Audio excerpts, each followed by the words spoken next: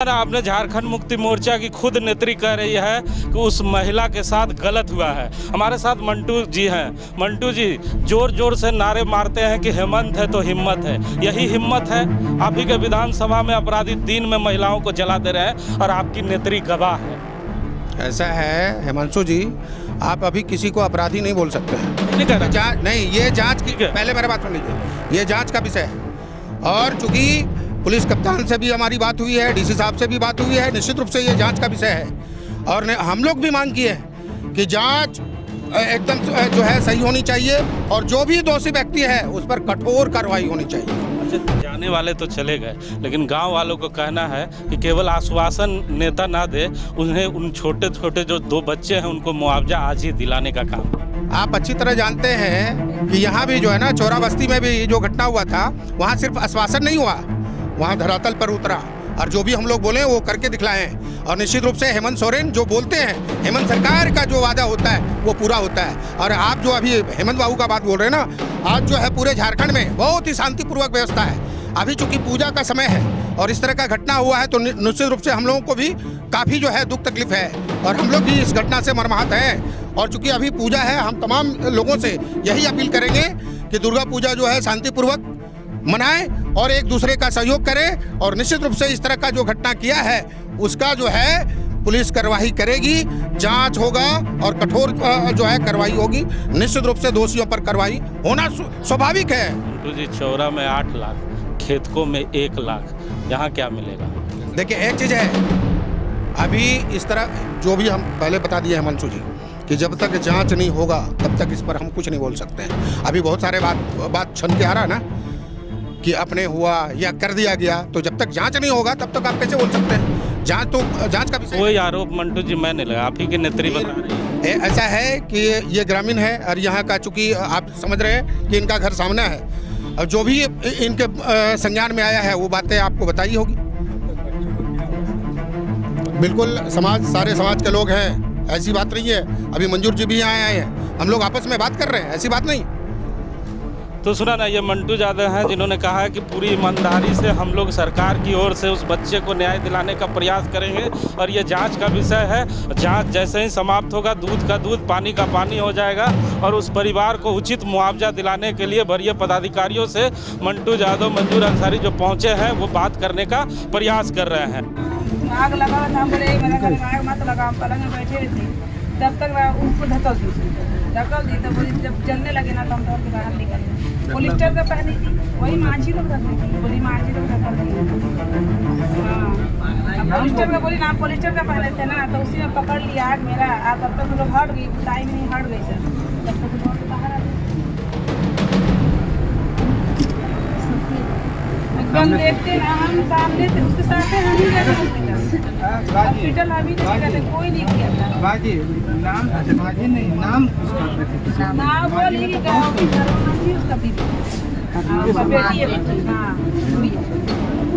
हाँ ना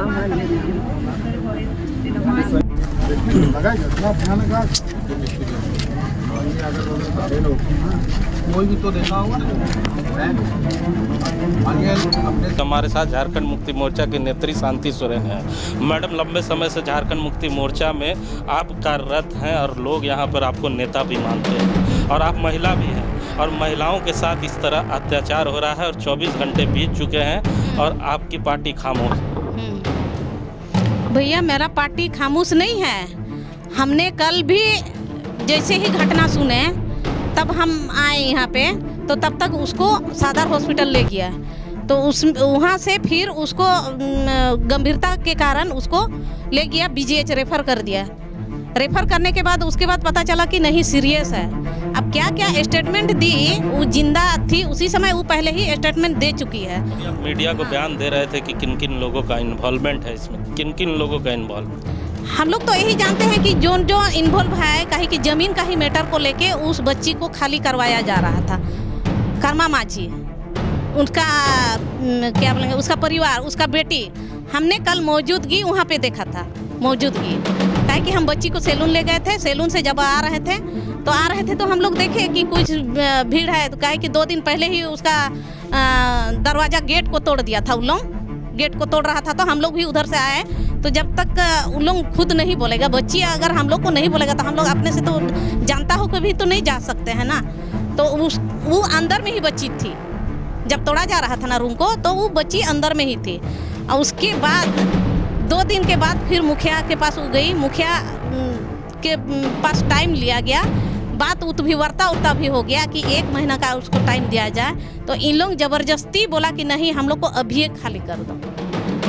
और वो माफ़ी मांग के बोली कि अगर आप लोग को घर चाहिए तो हम खाली कर देंगे, लेकिन हमको 1 महीना का मोहलत चाहिए।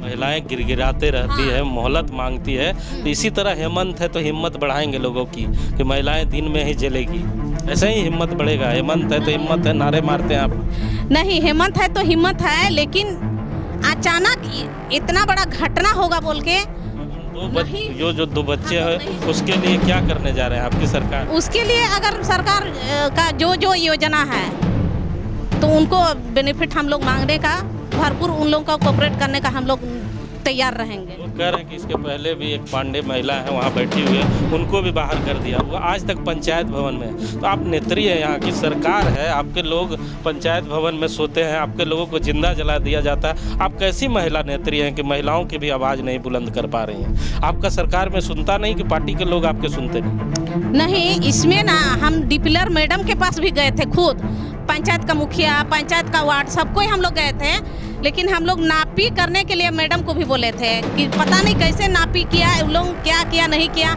हम लोग को तो उतना नापी करने का तो हम लोग को उतना आइडिया भी नहीं है। लेकिन पता नहीं मैडम डीपीआर मैडम लोग भी कैसे उसको 2 जगह प्लॉट दिया जाएगा, ये तो हम लोग को आज तक कानून में तो हम लोग नहीं जाने हैं और सुने भी नहीं है कि डीपीआर की जगह से 2 जगह प्लॉट भी दिया जाता है बोल के। देखिए, शांति मैडम है जो अशांति की ओर बढ़ चुकी है और बड़ी बातों को उठा रही है कि इन्हीं की सरकार है, और कह रही है कि डीपीआर मैडम से भी मिलने गई थी और 2 जगह जमीन दे दिया। विवाद वहाँ से जमीन का ही विवाद है। बिल्कुल, ये अब साफ हो गया है कि ये बोकारो स्टील प्लांट के विस्थापितों को बसाने की ज़मीन है, और इस ज़मीन में जिस नाम ले रही है जिन व्यक्ति का, उनको ये साफ साफ कहना कि आखिर डीपीएलआर जो होता है, आपकी ज़मीन जाती है तो आपको एक जगह बसने के लिए, पुनर्वास के लिए साइट देता है। तो इस व्यक्ति को आखिर 2 जगह साइट कैसे मिली, इसी की इन लोग जांच कराने गए थे, लेकिन डीपीएलआर से इन्हें कुछ भी हासिल नहीं हुआ। आप समझ लीजिए सरकार का एक अंग है डीपीएलआर, और वो इसी तरह लोगों को कैसे साइट